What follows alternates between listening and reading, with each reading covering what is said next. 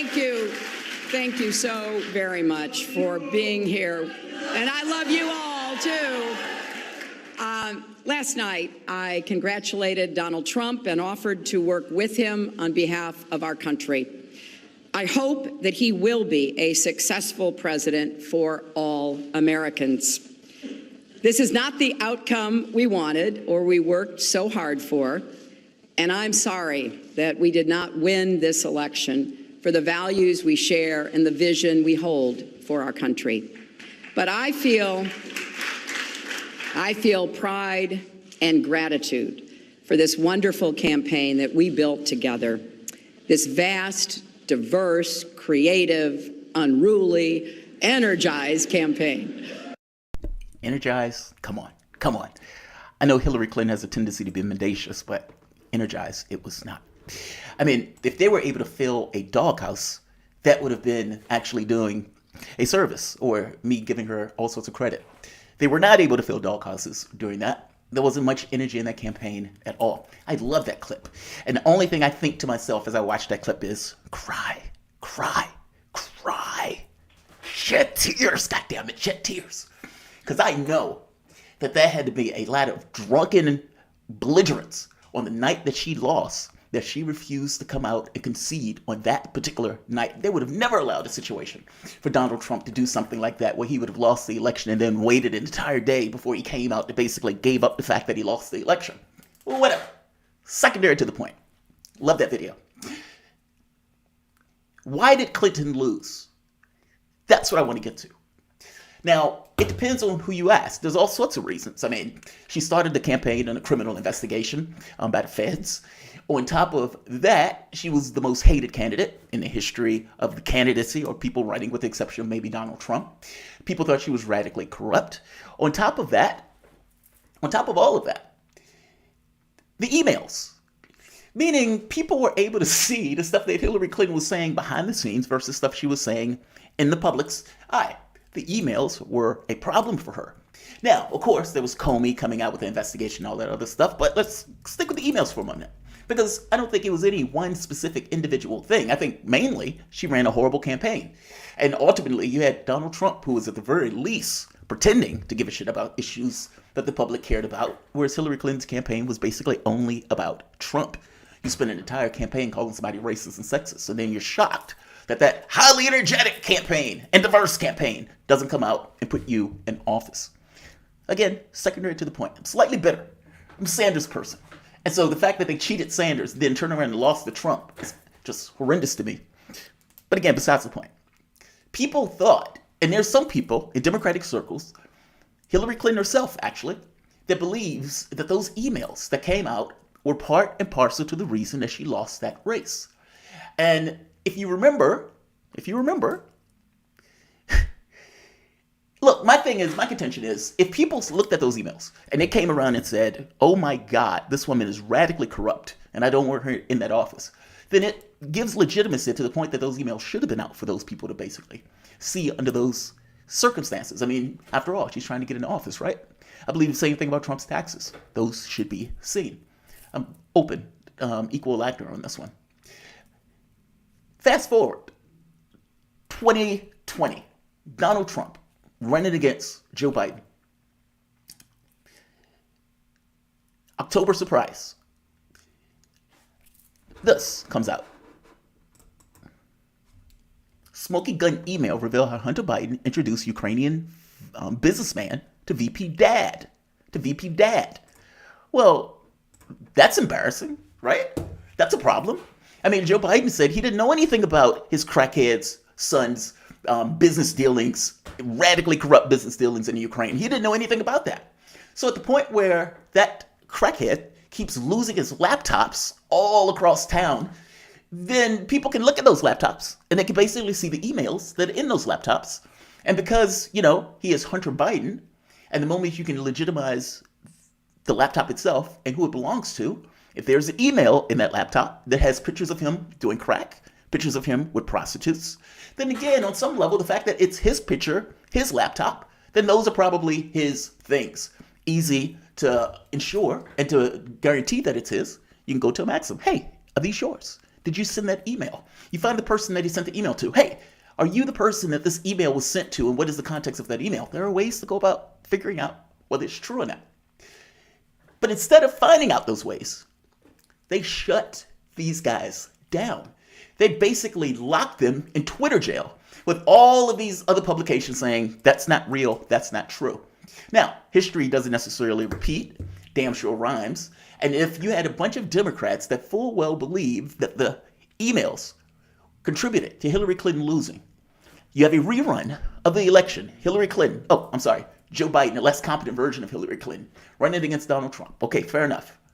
And you get an email situation, but not really an email, more so these laptops coming out. And then again, the salacious stuff is interesting. The more damning parts of this is the implications for one Joe Biden. I mean, for God's sake, right here. Dear Hunter, thank you for inviting me to DC and giving me the opportunity to meet your father and spend some time together. It's really an honor and a pleasure, and we spoke yesterday evening. It would be great to meet today for a quick coffee. What do you think? I would come to your office somewhere around noon or before on my way to the airport. Well, wait a minute. Dear Hunter, thank you for inviting me to DC and giving me the opportunity to meet your father. You mean your dad? Does Hunter Biden have another dad that I'm unaware of? Or is that dad Joe Biden? The very same person who supposedly didn't know anything about these business dealings or these Burisma executives. That's the problem. In the same way, people can look at Hillary Clinton's dealings and say, God, she's corrupt, and God, the Clinton Foundation is just a slush fund. You see that, and you think the president could be compromised. And you wouldn't necessarily be jumping to conclusions to say that, considering the emails are right there. All right. So how does the media respond? The New York Times, all of these guys come out and say it's not true. This is Russian disinformation. You get New York Post being put in Twitter jail, where they basically lock their account on a story that was flat, fact, true. That was completely true. You have people coming out basically pointing out 7 days have passed since the Post published the first story in a Hunter Biden laptop expose. We still cannot access New York Post's Twitter account despite Jack's apology. You have people like Nina Jankowicz back on the, quote, laptop from hell, unquote, apparently. Biden notes 50 former NatSec officials and 5 former CIA heads that believe the laptop is Russian influence operation. Trump says Russia, Russia, Russia. Think about that. All of these people basically said, this isn't real, this isn't real. Just so happened it was before the election. This isn't real, this isn't real. And then to add an extra dollop of nonsense on the fact that this was an actual real story that they were basically scuttling for political reasons, you get her coming out, Russia, Russia, Russia. And not just Russia, Russia, Russia. That's not my opinion. There are 100,000 national security executives that basically say that this is a Russian disinformation operation. All right, great. New York Times. New York Times, a year later, after the election. People familiar with the investigation said prosecutors had examined emails between Mr. Biden, Mr. Archer, and other Burisma and foreign business activity. Those emails were obtained by the New York Times from a cache of files that appeared to have come from a laptop abandoned by Mr. Biden in Delaware repair shop. The emails and others in the cache were authenticated by people familiar with them and with the investigation. We had no ability, none at all, to do that when this first came out in the New York Post, because it was just so happened during the election. Years later, now that we can use it for a story, now that Joe Biden is in office, now we can say these are true. So wait a minute. All of those people, they were basically saying this was Russian disinformation, these isn't real, you're going to lock the New York Post up. All of those people were basically wrong, liars, or corrupt, working in cahoots with a particular candidate that they wanted against a candidate they didn't necessarily want. Of the names that were part of this, look at this one. Look at this one. Right here. Nina Jankowicz. Nina Jankowicz. She was part of the Ukrainian Foreign Ministry. She oversaw Russia and Belarusian programs at the National Democratic Institute lobby group. And yeah, she's one of these people. Russia, Russia, Russia. And in this moment, she is putting out fake news. She's putting out complete disinformation. Again, she's protecting her side, right? Joe Biden. So what comes out today is this, or yesterday, I guess. DHS is standing up a new disinformation governance board to coordinate countering misinformation related to Homeland Security, focused specifically on migration, and Russia. Nina Jankowicz will head the board as executive director. You're making that goofball, that dingbat, who's found Russia everywhere by 50 non-existent national security executives. The one who was putting out disinformation. She is going to be the one that is heading this National Disinformation Governance Board. Isn't that special? That's so special. Let's keep going. She previously was Disinformation Fellow at the Wilson Center. They really should just put that in quotes at this point. Everybody knows this is nonsense. Advised the Ukrainian Foreign Ministry as part of the Fulbright, half-bright public policy fellowship, and oversaw Russia and Belarus programs at the National Democratic Institute lobby group. And of course, she's happy as a lark. This is her on the side, basically saying, with no irony at all, cat's out of the bag. Here's what I've been up to the past 2 months and why I've been so quiet. Honored to be serving the Biden administration. DHS Gov helping shape our counter-disinformation efforts. I love that. Isn't it special to fail upwards? And you may think failing upwards in the way that Nina Jankowicz has failed upwards, because she clearly failed upwards, right? She was clearly, utterly, and entirely delusional, falling for misinformation from the Democratic Party, or pushing misinformation for the Democratic Party on this whole Russian collusion stuff. They went with it for 3 years. They were wrong all 3 years, or all 4 years. And yet, she was uniquely suited to fail upward in this capacity in order to be put in this particular position. Now, you would think that this is a bug. And you may think that rationally and logically, but the fact of the matter is failing upward is not a bug, that's a feature. It pays. It's vitally important. And it is vitally lucrative to find people with very little ethics, very little association with the truth and honesty, and who are basically mendacious. I will say whatever you need to say, give me a paycheck. That's the person you need for that job. And those people, again, are very well paid. And oftentimes it looks like they're failing, but really, they're just putting themselves on display, showing how they can fuck it up and get it wrong without any break and smile or anything like that. Basically, like a psychopath. Just sit there, fuck it up and get it wrong. And stand by it. Meaning, when you, as an administration, need to give a wrong answer, that person will be there, giving you the wrong answer that you are looking for. That's why people fail upward. That's why it's such a lucrative career to just go through life getting it entirely wrong. And let's be very clear. Disinformation Governance Board. Are you serious? This is basically a ministry of truth. No more, no less.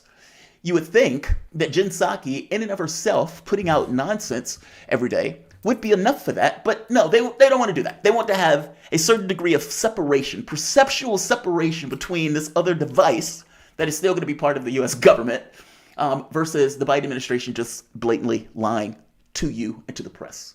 Yeah, good luck with that. Disinformation Governance Board. It puts you in the mind of a situation where, let's say, it's kind of gross, but let's say you as a person keep finding that there's a dog that keeps taking a dump on your yard. You get very upset by it. Oh, there's a dog that keeps dumping on my yard. So you call a dog catcher. And you tell that dog catcher, I need you to get that dog that keeps taking that dump on this yard. Find him, get him. A week goes by, the dog's still taking the dump on the yard. So you get sick of it, you put a video camera in, and the very first night, what do you see is the dog catcher in your yard taking the shit on your lawn. And he's looking at the camera while he's doing it with this kind of pained expression. In one sense, wasn't eating enough fiber. In the other sense, he's laughing internally because he is the dog catcher that is supposed to be catching the dog that is supposed to be taking the shit on the yard when it's really him that's doing it. That's what this governance board is. It's that. It's the dog catcher that is basically taking the shit on the yard, trying to frame some dog out there that is basically completely and entirely innocent and getting a kick out the fact that they are taking the dump on the yard. And they're yet supposed to be the people who will be the policemen.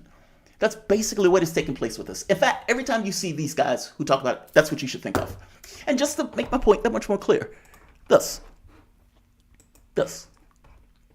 CIA spook Ken Delanian, who got fired from the LA Times for basically being a CIA spook, getting his stories checked through the CIA, helps write a story giving glowing approval to the government lying. You think I'm joking? They are spinning and giving their approval. Like, instead of being debased by this, knowing that they carried lies over and over and over again, repetitively, voluminously, you would think they would be hurt by it. Meaning their profession, their job, is supposed to give this kind of context of the world to try to separate wheat from chaff so the public will know what is going on as they make decisions in their life. Now, that's not what they do at all. In this very particular situation, these guys have been lying. And the media has been carrying those lies joyously, willfully, carrying those lies. And with Ken Delanian and these other people who are talking about the fact that the government has been lying, they don't write it in this kind of pained, I can't believe the government has been doing this. We were had for suckers. We believe that these guys wouldn't lie. It's not that. It's triumphant. The government did this. Yes, they were lying, but they were lying to get into Putin's head. That's it. That justifies it all. As if Putin gave two shits that the government was lying to his own population. Utterly nonsensical. The point that I'm making here is, will this quote-unquote disinformation governance board, with that organization, have come out and debunked these stories? Meaning, when the government is putting out utter and complete lies at a voluminous level, completely hysterical lies, is the Disinformation Governance Board going to come out and debunk the disinformation that the government is putting out as said disinformation? Or is it going to give it stamp of approval? Again, like the dog catcher, taking a shit in the yard while looking at the camera, knowing full well he is the dog catcher and he's framing another dog. I think you already know the answer to that one. For example, it was an attention-grabbing assertion that made headlines around the world. U.S. officials said they had indications suggesting Russia might be preparing to use chemical weapons in Ukraine. President Joe Biden later said it publicly, but 3 officials told NBC News this week there is no evidence Russia has bought any chemical weapons near Ukraine. Here's another one. In a string of examples, the Biden administration is breaking with recent precedent by deploying declassified intelligence as part of the information war against Russia. The administration has done so, even when the intelligence wasn't rock solid. Okay, well, wait, you mean they put out fake information calling it intelligence? Yes. What justifies that? They wanted to keep Putin off balance. Think about that. Think about that. Somebody actually sat there and wrote that with a straight face. Like, Vladimir Putin is pursuing a war effort and is accomplishing his military objectives on the ground painstakingly, slow, but accomplishing his military objectives nonetheless. They've created the land bridge to Mariupol, to the Crimea by taking Mariupol. The troops that are in the east are being surrounded, meaning the Ukrainian troops, and many of those guys have already been destroyed. If you're looking at the pictures, most of those people look like old men at this point. Their main people have basically been wiped out. They're pursuing their operations. What he doesn't care about is what you are putting out to your local population that has no way to know reality. He, in the middle of a war, knows what reality is and does not in any way give two shits about what you are lying about. Why would he care, since it is indeed lies? The fact that you could sit here and write that, and you write that with a straight face, as if the person who's reading that should say, yeah, that's totally going to fuck with Putin. It's not. It's not. You debase yourself even trying to write something like that and convince people of that. Let's keep going. The administration has done so even when intelligence was rock solid. Okay, let's keep going. There's more. The idea is to preempt and disrupt the Kremlin's tactics, complicate its military campaign, undermine Moscow's propaganda, and prevent Russia from defining how the war is perceived to the world, the Western government said. Multiple U.S. officials acknowledged that the United States has used information as a weapon even when the confidence of the accuracy of the information wasn't high. Sometimes it has been used low confidence intelligence as a deterrent effect. It's low confidence, but we're just going to put that out there anyway. Again, how many euphemisms can you use? They lied. They lied. They said something that wasn't true, and they screamed it into the loudest megaphone. And regardless of whether the government is lying or not, governments lie as a basis of operation. It is secondary to the point of you carrying that. Meaning all of these lies that the government was putting out there, you and your organizations carried. With the new DHS, Department of Truth, or Ministry of Truth, whatever the hell they're calling themselves, whatever ironic name they're calling themselves, were they going to come out and say, these people are lying? That is not true. Russia hasn't tried to move anything over there. Russia has taken the Mariupol and made a bridge to the Crimea. Are they going to come out and debunk the nonsense that their own government is putting out? And if they're not going to come out and debunk their own government nonsense that the government is putting out, especially when the government is putting out disinformation, then what is the point of the organization? How is this not the dog catcher taking the shit in the lawn and framing another dog? How is it not that at that point? The government will lie to us, and you would accept their lies. But you're supposedly going after other people's lies. But again, if the government is lying voluminously and you're not calling the government on their lies, and the only news story that you're getting is from the U.S. government, then what exactly are you here for? Think about what I'm saying for the moment. They've eliminated sources of information from anybody that's going to be basically critical of this, even removing many of those channels from YouTube, getting rid of those channels in Europe. So the only information source that people are really going to get in earnest is just other mainstream media organizations. So who are you lying for? And what disinformation are you basically trying to stop, considering those sources of quote-unquote disinformation, which is basically just an alternate narrative of events, and a more accurate narrative of events, by the way, considering the lying that these guys have been doing, then who are you trying to prevent? It looks like you're just putting out disinformation. You're just lying. You're just lying. You're being a more effective liar. We need to lie more accurately. Some officials believe, however, that trying to get into Putin's head is a meaningless exercise because he would do whatever he wants regardless. Yes, your lies that he knows are lies are not swaying his decisions in any measure. At times, the Biden administration has released information in which it has less confidence or about things that are possible, rather than truly likely. Possible. How many euphemisms are you going to use for lying? How many euphemisms? Hey, they think it's possible. Is it likely? No. Possible. It's possible. Last week, U.S. officials, right here, one of these possible ones. Last week, U.S. officials told reporters they had intelligence suggesting Putin is being misled by his own advisors, who are afraid to tell him the truth. But when Biden was asked about the disclosure late in the day, after it made headlines around the globe, he was less than definitive. So wait. So not only did he lie, you carried his lies around the globe without questioning these kind of entirely self-interest lies. And you're like, later on, they told us that probably wasn't true. Like, you don't realize that when you're making this story, it castigates the very basis of operations of your existence. You are basically lying en masse. Your organizations carried those lies. And now you're coming out with an organization called Disinformation that in no way would have challenged the lies that your own government, carried by the mainstream media, was putting and distributing to the American public. That's awesome. That's awesome. You couldn't get more ironic if you tried. Right here. 2 U.S. officials said the intelligence about whether Putin's inner circle was lying to him wasn't conclusive, based more on analysis than hard evidence. We just made it up. Likewise, a charge that Russia had turned to China for potential military help lacked hard evidence, a European official and 2 U.S. officials said. Right here. The U.S. official said there's no indication China is considering providing weapons to Russia. Think about that. An entire article about one lie after the next. They try to find one euphemism after the next in order to explain. And they are creating a disinformation board, not to challenge the lies that your own government and media is putting out, but no, to go after other disinformation. Disinformation that is different from the disinformation that these guys have been putting out. This is comically ridiculous. And to call it dystopian is an understatement.